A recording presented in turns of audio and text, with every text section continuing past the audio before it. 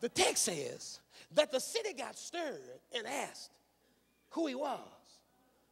And the crowds, you missed it. The city said, who is this? And the crowds.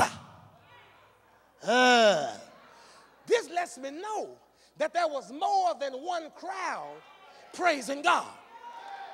Now, the Bible doesn't tell us who the various crowds are, but since I'm a bootleg theologian, I want to submit to you this morning that I know something about the crowd. And I'm about to search the house because everybody in here is in one of them crowds. And when I find your crowd, you ought to say something. Are y'all praying with me? Now, the first crowd, there was a crowd there who was praising on experience. Somebody just missed what I said.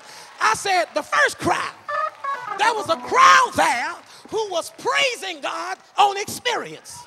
What do you mean, Davis? What do you mean, Davis? Because there were some folks praising God because of what he had done before they made it to that moment.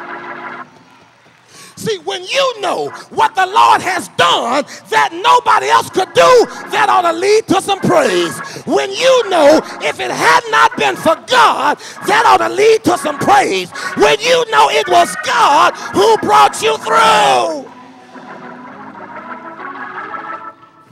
Can I preach it like I feel it? In that crowd was probably the woman with the issue of blood.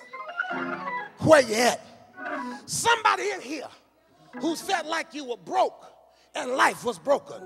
Somebody in here had an issue that was trying to take your very life.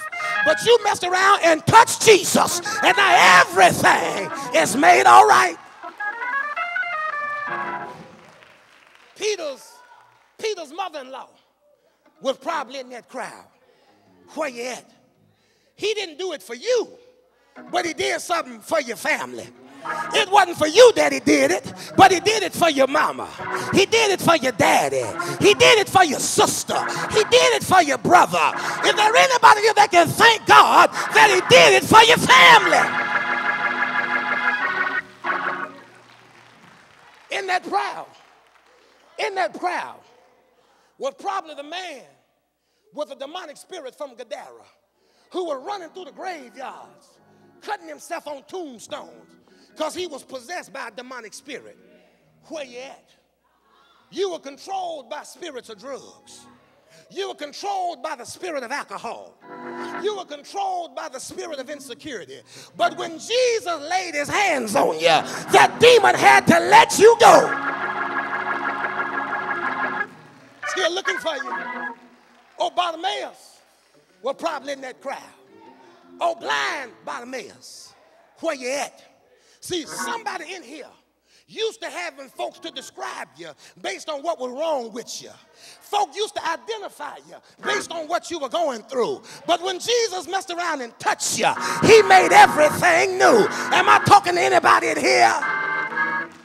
Probably in that crowd was the hooker who went to the house party. Y'all remember, don't you?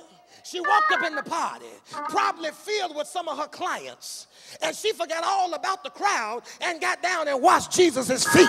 Anybody know that when you meet the Lord, you'll forget about everybody else in there? Oh, Lazarus was probably in that crowd, you know, given up for dead, never to be thought of again. They thought they would never see him again. Where you at? Somebody in here knows what it is to have folks to count you out. Think they'll never see you again. Think you're sure enough dead. But the Lord called your name and you had to come forth. If that's your crowd, look at your neighbor and say, that's my crowd right there. Let me go. I still can't find everybody. Let me go old school on you. The old church used to say, you don't know. Like I know what the Lord has done for me. You don't know. You weren't there. You don't know when.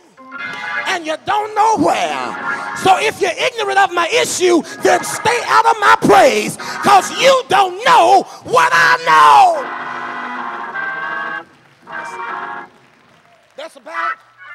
That's about a third of y'all. Sit down.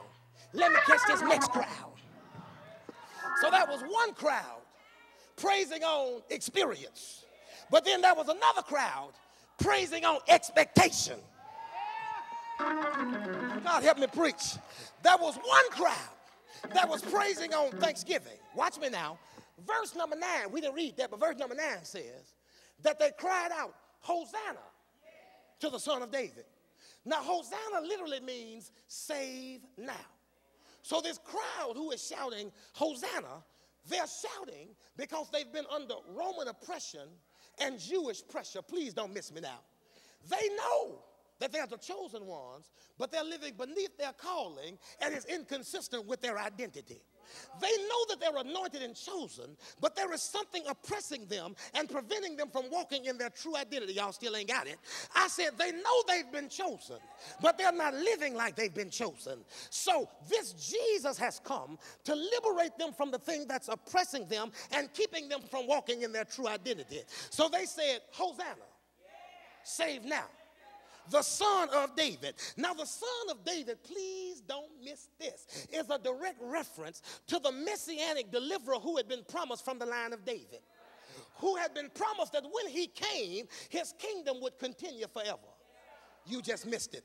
They said, Hosanna, save now.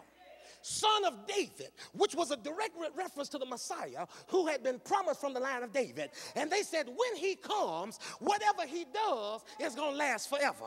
Now the reason they're shouting is because they've been under oppression and they're looking to be liberated. His name literally means whatever he does is going to last forever. In other words, whatever he canceled could not be diminished. You just missed it. What he brought them out of, they could never go back into again. So this second crowd was made up of folks who not only were excited about being delivered, but they know that once they got delivered, they could never go back to it again. Is there anybody in here that knows once God gets you out, you ain't never got to go back?